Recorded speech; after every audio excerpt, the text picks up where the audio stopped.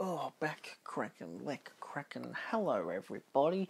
So, I previously just did a What Is for Imprint, which is an Australian boutique label. So go check that out. It's as in-depth as I can get.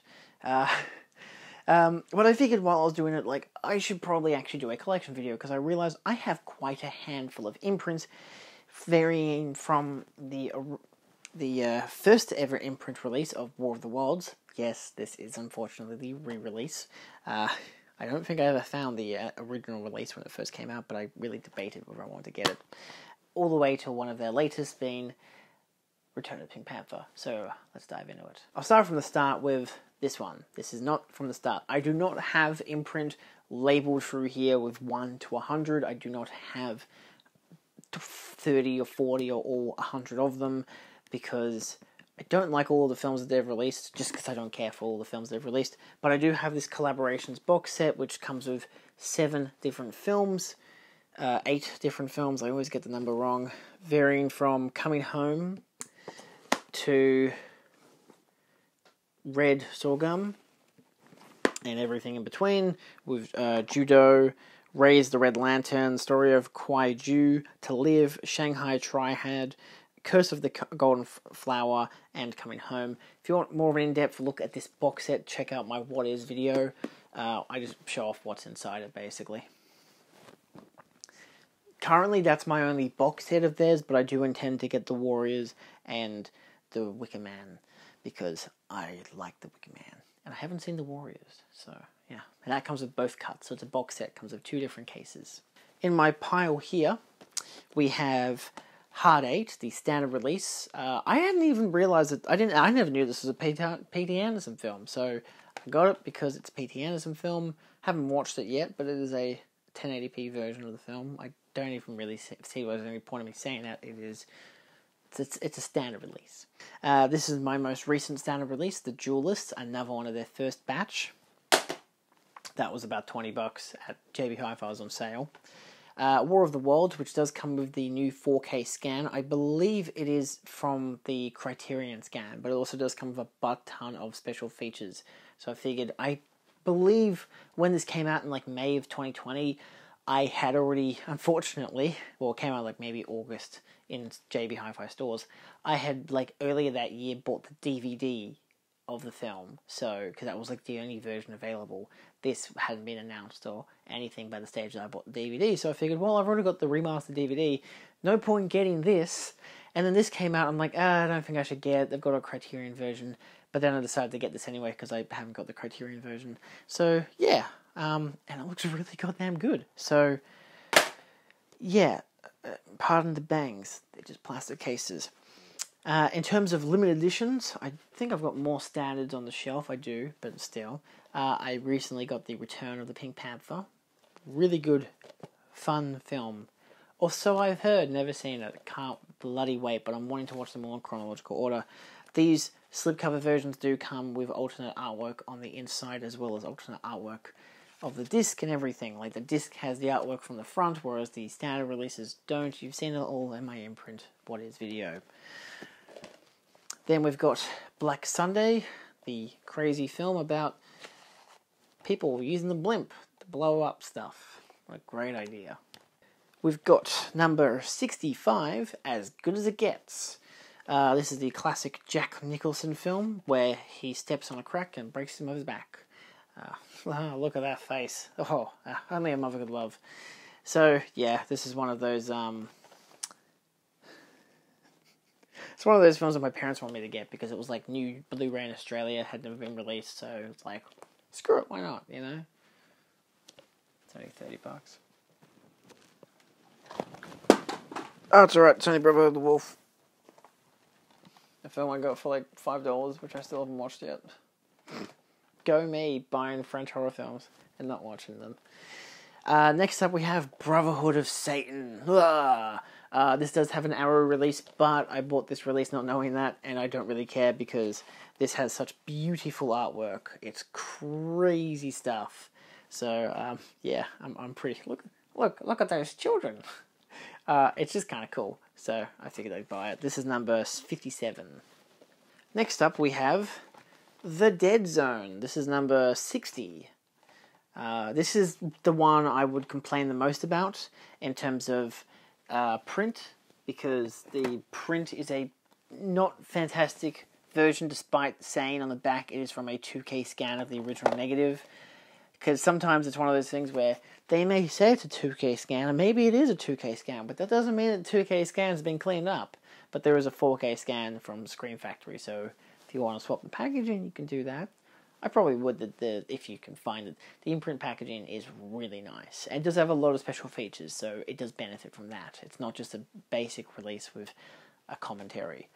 Next up, we've got a dual release. We've got Day of the Locust, maybe the first one I ever got. I think it is. There's one further down, which is an earlier number, but I believe that this is the first one I actually got. This is number 13. It has some really nice artwork, just as an overall, so, you know, yeah. This was when I first really started buying them, mostly because they had really nice artwork. I'm like, damn, that looks really good. I think I bought it on sale as well, but maybe I didn't. I don't know. Doesn't really matter. They're like $30. I did not get this one on sale because I wanted to make sure I bought it before it sold out, and as of today, it has sold out. So, this is the version that I believe it's the same transfer that Criterion had. But yeah, I do like the artwork quite a lot. Obviously, Criterion don't have theirs either. Oh no.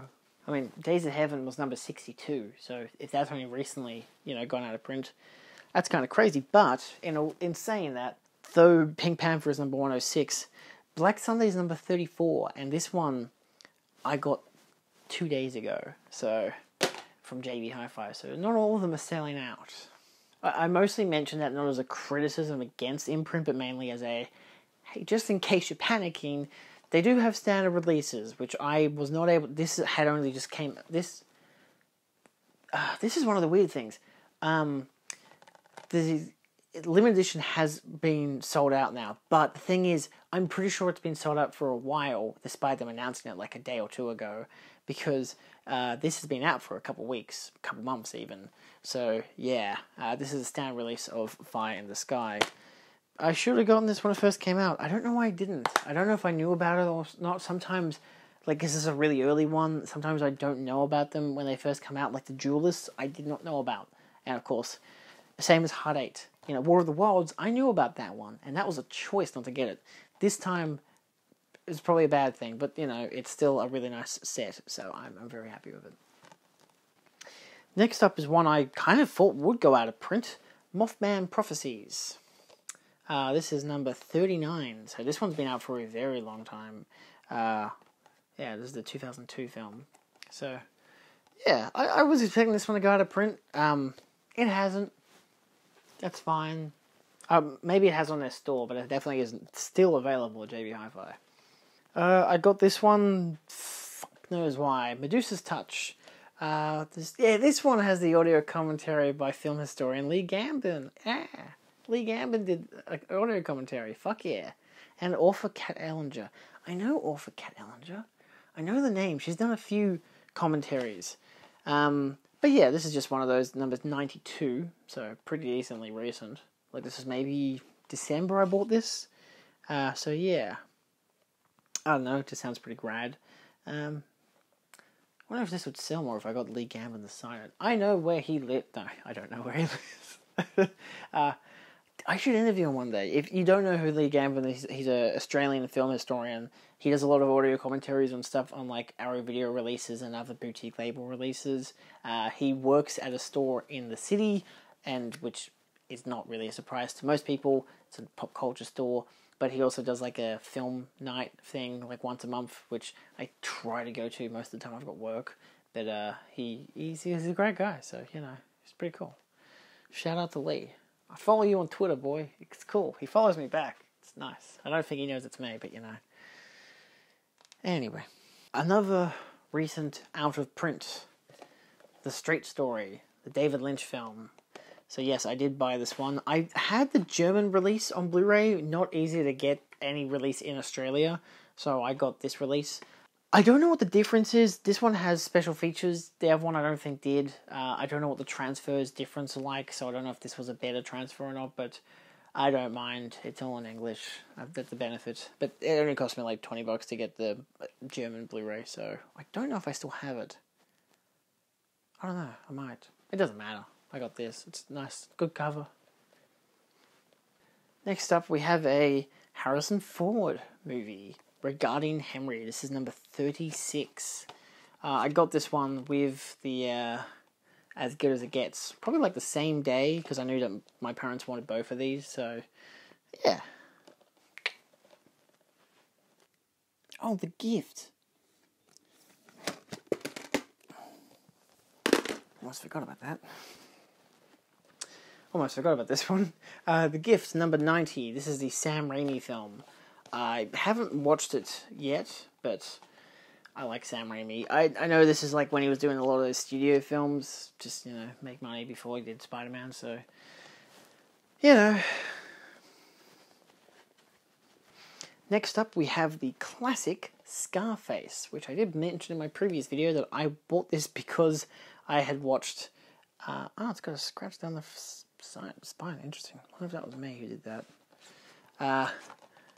It's got a scratch down the spine. Down there. That's alright. It's a slash, definitely. I think I bought this because I watched The Sopranos. So, yeah.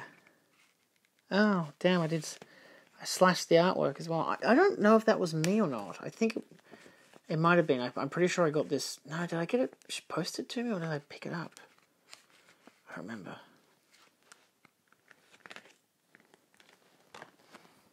Lucky last on the shelf, which somehow I forgot about, When Worlds Collide, which I believe was actually the first ever imprint label I bought. Actually, you know what? I'm going to guarantee it. This was definitely the first one I ever bought. I always think it's the Day of the Locust, but it was definitely this, because by this stage I knew what I was getting.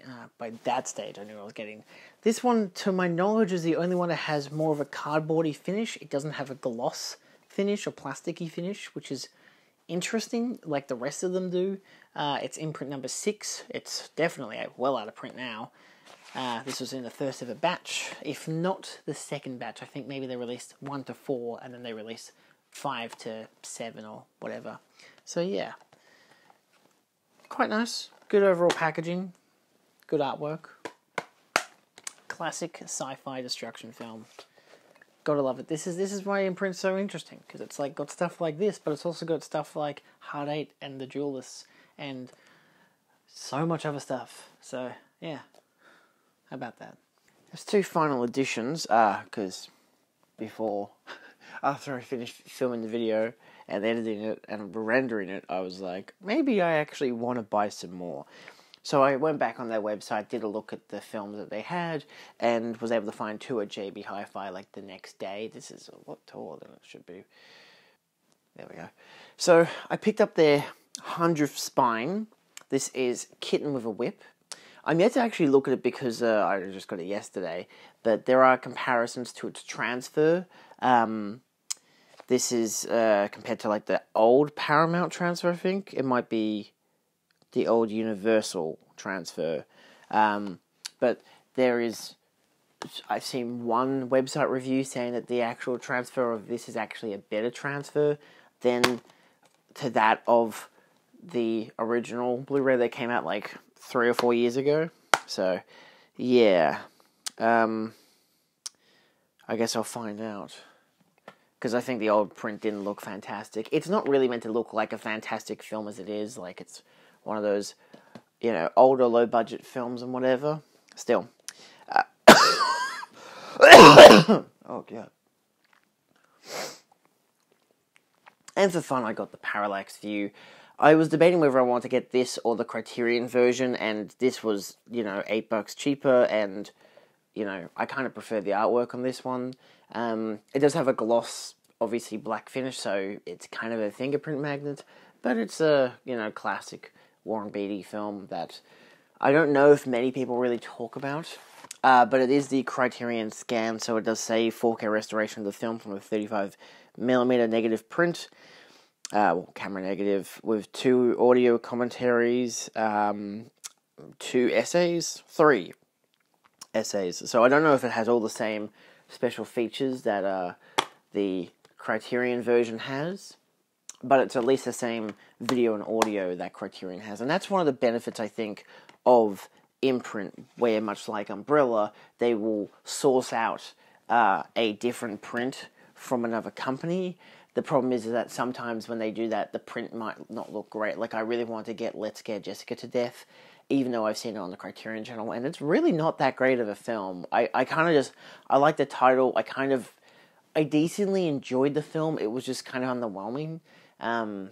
Low budget kind of ghost film in a way, but the print, I don't know which version I watched, maybe if it was Screen Factory's actual print that they, had remastered, and then Criterion, hired it for the channel for like a month or 2.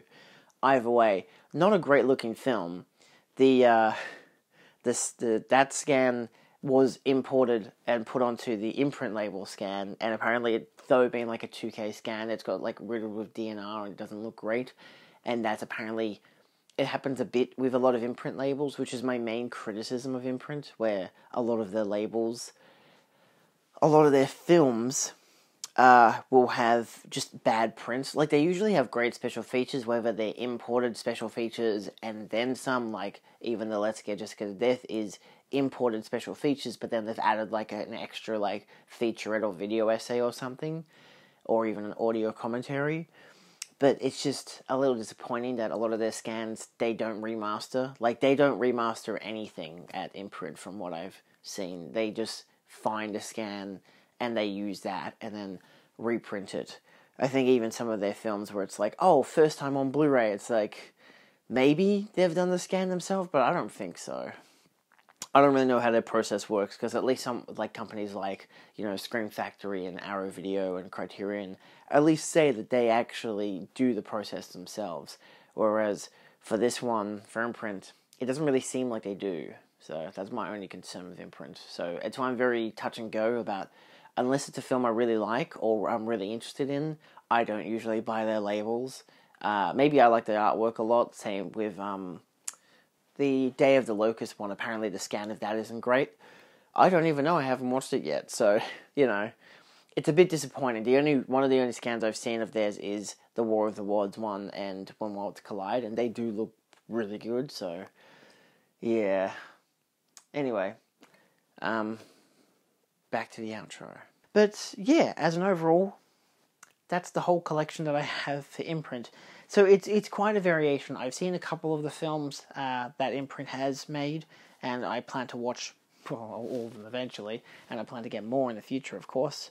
But yeah, for the most part, it's cool. Like, it's an interesting label. I definitely recommend checking out my Waters video if you haven't watched it already. But yeah, if you're an Australian purchaser, go for it. I definitely recommend them, especially the limited edition version. It's always better to get those ones. Not an ad. But also, the standard editions are perfectly fine. It doesn't come with a sleeve, it doesn't come numbered. It does come with the Australian, rated M or PG or whatever label. So if you're picky about that. And also no disc art outside of just the film name and the Imprint title. So there are obviously perks to buying, it's a black disc. There are perks to buying the limited edition over these versions. And also the big collector sets. I'm not going to buy every single version. I do not have the money to buy every single version. And even if I bought every single version, it's once a month that they come out with a new batch, and that could be 4 to 5 films. It's like $200 worth. Like, 4 months, that's $1,000. That's a lot of money. So, nevertheless, some of these films don't sell out. Some of them do. But yeah, it is what it is. Again, War of the Worlds came out back in May 2020. So, yeah, kind of insane that that's how long ago Imprint has been around. And again, for a lot of people, they wanted to find their footing. Like, is this the label that we want to go for or not? And a lot of people in the US especially buy Imprint. So, yeah, you can always buy it from Viavision, Viavision Entertainment, their specific website. They have a Imprint section. Usually free shipping in Australia. I believe it's free shipping for the whole website in Australia. They have a sale on currently. I don't know how long the sale goes for, but usually it's more expensive to buy from that website than to get it from JB Hi-Fi or other retailers. So to each your own. I usually pick them up in store from JB Hi-Fi because they're like $30 for the slipcover variant or $25 for a Norton slipcover variant. Or I wait for a sale, and it's like, hey, fuck, Brotherhood of Steel, it's here, it's $30, and now it's like 22. I'll buy that, why not, you know, it's not 22, but like 25-ish, so, yeah. Nevertheless, that's my video, thanks for watching. If you have Imprint, what do you think? Do you think they're a decent enough label? Do you care much to buy the ones with, you know, the slipcovers because of the spines, because of the, the numbered spines, I should specify, you know, the artwork, whatever. Outside of that, I don't know. Do you have a favourite imprint? If you do, I don't currently have a favourite imprint. It's hard to say. I do like the Straight Story one a lot. I imagine I'll like the Return of the Pink Panther quite a lot. So, you know, that one's got some fun artwork. Anyway, that's all for now. Thank you for watching, and I'll see you next time. If you haven't already, check out the what is for Imprint. It'll be up on the screen, and that'll be it. There's obviously have a playlist of videos that showcase other collections. And that's all. So they'll be on the screen all there. And that's all. Goodbye.